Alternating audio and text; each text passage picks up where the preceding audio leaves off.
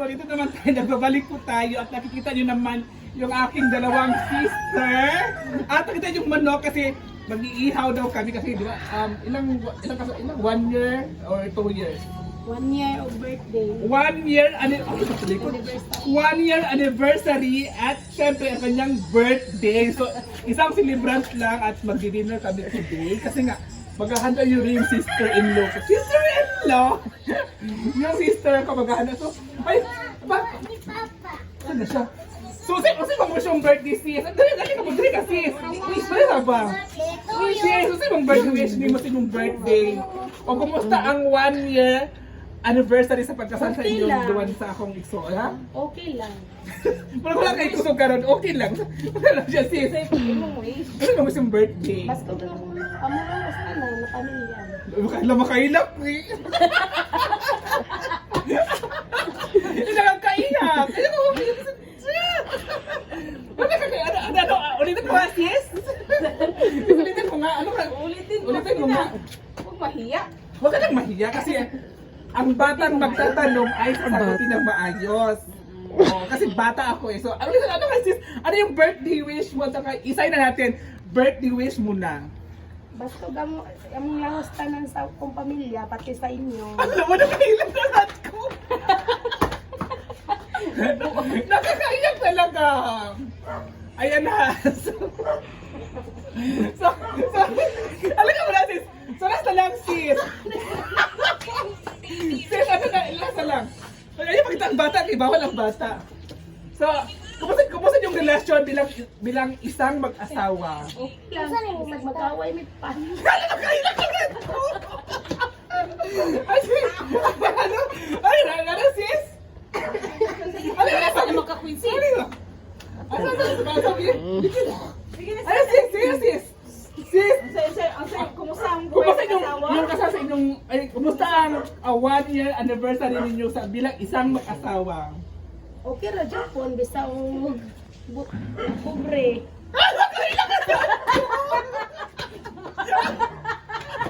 Makahilak yun po!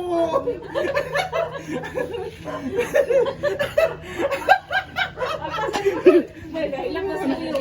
Hilak ko sis! Nagkadiro ha, nagkatakayo ha, nagkadiro. Anong birthday wish mo sis? Ulitin na nga natin. Birthday ni Birthday mo sila lang sis. Ano yung birthday wish? Ayan, kasal. Ano yung birthday wish sis? Pasis. Sila sis? Birthday wish lang Birthday mo. wish. Akong wish kay magwapat na lang akong sister-in-law. Sige mo pagkahilak! Sige mo pagkahilak lagi! Alaga na kung birthday wish sis! Pagka akong cellphone sis, kaya hindi ka dito sa mga naong sis!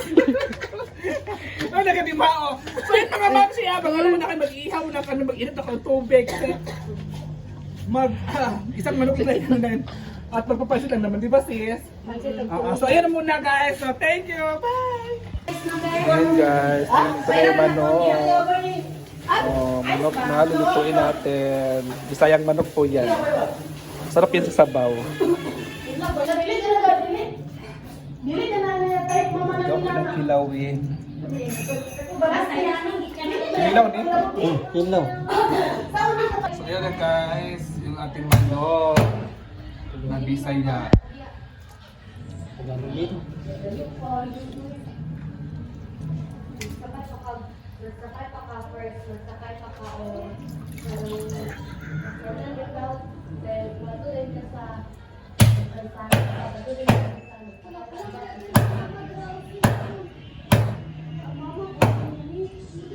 ito naman yung kilawin na ran, ayan o. Magagawa kami ng kilawin ngayon. Guys, ready na po yung ating nilagang Bisayang manok at gagawa kami ng pansit bihon. Okay naman to huyop pramay ko lang ato. Ayan na guys, ang ating kilawin mamaya. Ready na po lahat. Tatlong po tayo po yung ating dinner for today's video. Ayan, so ito yung ating dinner. Abangan nyo. So hello mga Marchie! So ready na po yung ating lulutuin for dinner. Ayan po yung bihon. Pagkita yung bihon natin. At syempre yung ating manok. Ayan yung ating chicken. At ang ating kilawin. Oh, ito na naman yung ating dinner for today's video. Kasi nga, pumunta yung kapatid ko dito at dito kami mag salo-salo lang. So ayan na, mag-prepare na kami si sister, magluluto si sister ng ating putahe or menu ang tawag dito. So ngayon, ano na talaga, abangan lang natin itong pagkaluto dito, sama-sama kami salo-salo. So good luck! So dito na guys, lagyan na natin siya ng bitchin. Matagi sa bitchin B. Ako na mag... So ito na guys. Kailangan kasi ng luwag eh. Luwag oh. So ito na. So timplahan na natin. Lagyan na siya ng bitchin. Ipakita mo nga muna. Ipakita mo muna to. Okay. Oh ayan oh. Ito yung ating... Idol ba? Oh ito yung ating manok. Oh. Pilay mo makuha na Isa yung manok to guys. Oh ang sarap. Pilay mo makuha. Ang masarap dyan sa ano is, ano lang siya, tawag dito, lagyan siya ng asin, Kasi kailangan makakuha 1,000 pa ka. at lagyan siya ng bitchin. Lahat na to, lahat na. Tapos, igaganon muna natin siya. Idol mo na, idol, may focus na. Oh, ayan iba. Doon, imikos-mikos So, muna. because siyang mag-mix yung ano, di ba? Yes, ayan o. So, Ang ayan ganda na guys, ng... tikman muna natin yung sabaw kung masarap. Tingnan mo sa akin yung sabaw. Ang nagluto parang... Tingnan mo natin yung sabaw kung masarap ba talaga. Mas masarap ang nagluto. Ang alam niyo, masarap dyan talaga niya is lagyan siya ng tawag doon, papaya na hilaw. Kasi parang hindi pa ako satisfied. Lagyan mo talaga kasi konti. At titigman na natin, i-check na natin yung karne, baka luto na yung karne. Ayan luto. Ako na nabukal. Malapit na. Konting kulo lang. So, yan lang muna guys. Thank you so much. Bye! Basta gipat tayo. Ayan, iti-play natin yung kilawin. Ayan yung kilawin natin. Si Papa po yung gagawa sa kilawin. Ayan, yung mga ingredients niya. Yung brother ko dito din.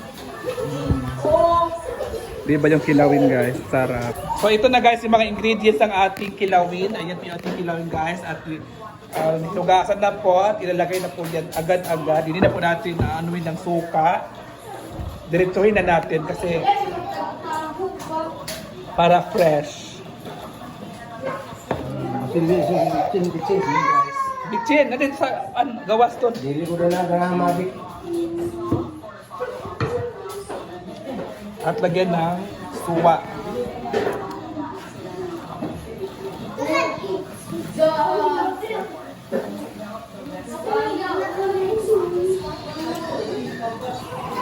Ito naman tayo sa labas.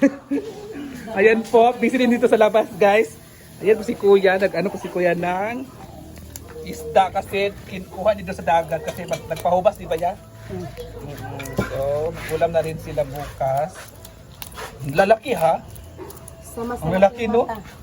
At nagluluto din si sister ng bihon. May ulam din kami bukas lahat. Hanggang bukas to ha. Kasi 2 kilo kasi to eh. So hanggang bukas din to. May pag-ulam din kami bukas lahat. Ayan, si sister naman ay... Anong ginawa mo sis?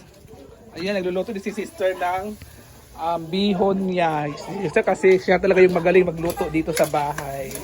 At sa mga kapitbahay din namin, sa mga kapitbahay, hindi lang pala kapitbahay, mga pinsan ko, mga aunties, siya din ay kinukuha bilang chef or siya nagluluto ng mga menu like birthday, mga wedding. Nakabuto sa wedding. Nakabuto sa wedding. Hoy, Annabel! Si Annabel ba? Ayan, nagas yung kilawin. Oh, finish na yung kilawin. So ayan mga mams, ito yung bihon natin. Oh, the last luto natin ang ating bihon. Oh, di ba? So konting chicken lang to ilagay niyan. Yan ang manok, manok ang ilagay niyan, konti lang talaga. Kasi kami lang naman nakakain. Mga pangit ang mukha kon guys. Mga pangit kasi kakain.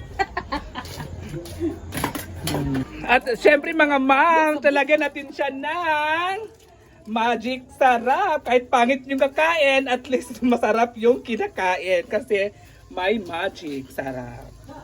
So ito na ang ating last na menu na niluto ng aking sister. So ayan mga ma'am. So sarap na. So okay na siya. So ayan guys yung ating Bisayang manok.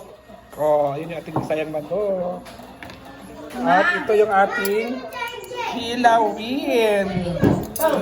At ang ating kanin. Kain na tayo guys. Ito yung ating ulam. May ano tayo, Bisayang manok. At ayan po, prito po kami dito. Bihon. Tawag dito, kilawin. Ayan, so anniversary kasi ng aming sister-in-law and aking brother. Ayan. So sila po andito ngayon sa bahay. First year anniversary sa kanilang wedding. First wedding sa ito ganda. Basta na yun. Basta yun na yun. Kain tayo guys. Diba? So, masaya kami dito sa bahay. Salo-salo tayo guys ha. Salo-salo. Si mother, wala pa si mother. Naglalaba si mama. Tigas kasi ng ano. Ay, naliligo pala si mother. So, ito sa atin yung bahay. Ang dapat yun, di ba? May ano pa dito, may nilaga pa doon. Nilagang manok. Ayan guys. So, ayan, kumain na po ang lahat. So, ayan po sila. So, iba nakatayo. Kasi kulang talaga yung upuan. Ganito kasaya pag pag madami talaga kami sa bahay. Magulo, maingay, kaya si mama, pag ganito yung mga bata, naguguluhan siya lagi.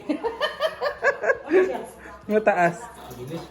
Kasi maingay kasi maingay pag ganito lahat. Lalong konti pala yung ingay, pag kompleto, ingay talaga ng bonggang-bonggang. Ikaw na yun. Uy, gubot sa lamisa. So mamaya na kami kakain kasi nga hindi magkasya sa mesa.